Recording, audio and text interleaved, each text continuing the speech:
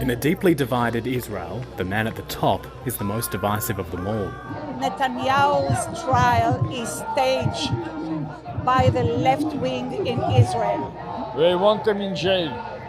This man, the testimony today, we want to see him in jail.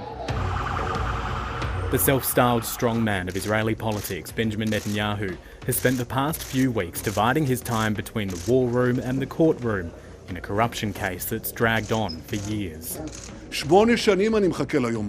8 years I've waited for this day.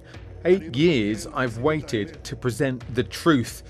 8 years I've been waiting to knock down once and for all these deluded and absurd charges against me. He's facing allegations of fraud, bribery and breach of trust relating to 3 separate cases. They centre around gifts including champagne and cigars that he and his wife Sarah received from millionaire friends, including Australian James Packer, who's denied any wrongdoing and isn't on trial. There are also allegations Netanyahu sought regulatory favours for media titans in return for favourable press coverage. Public servants are allowed to live private lives, and he's allowed to have friends, and rich friends. The trial comes at a critical juncture for Netanyahu and Israel. After the October 7 massacre, Netanyahu was accused of falling asleep at the wheel, with more than 1,000 Israelis killed. His popularity sunk to record lows, with hundreds of hostages trapped inside Gaza. Israel responded with a devastating assault on Hamas, killing more than 45,000 Palestinians in the process. The International Criminal Court issuing warrants for his arrest on suspicion of war crimes. If you would ask me a year ago, 2 years ago, if I can imagine a war and Netanyahu's testimony at the same time while he is the Prime Minister, I will tell you that you are a nutcase. You need to get a shrink. Since then, Israel has wiped out Hezbollah's leadership in Lebanon, launched direct strikes on Iran and driven troops into Syria following the fall of Bashar al-Assad's regime. Netanyahu, the Prime Minister, this leader who is running such a difficult war on a number of fronts, he needs to go to trial? He needs to go and give testimony now? It isn't possible to postpone his trial for 3 months?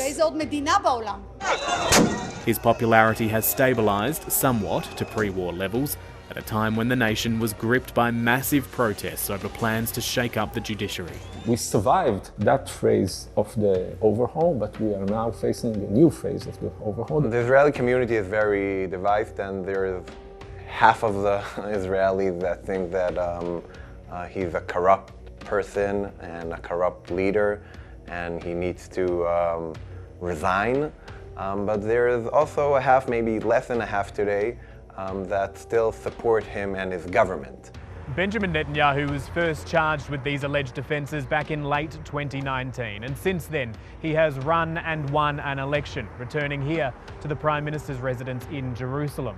But the circumstances Mr Netanyahu and the country find themselves in now are very different to when he was first indicted, and it could still be some time before a verdict is handed down.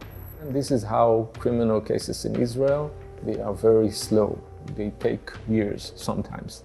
If convicted, Benjamin Netanyahu could face jail time, but there are questions over whether he may be pardoned. Observers believe it won't be the trial that's ultimately his downfall.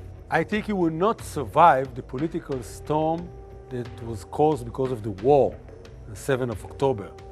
And whenever there will be an election, and it could be almost 2 years from now, and maybe it will be earlier, I think it will crush him. The court of public opinion may be the first to hand down its judgment. Matthew Doran, ABC News, Jerusalem.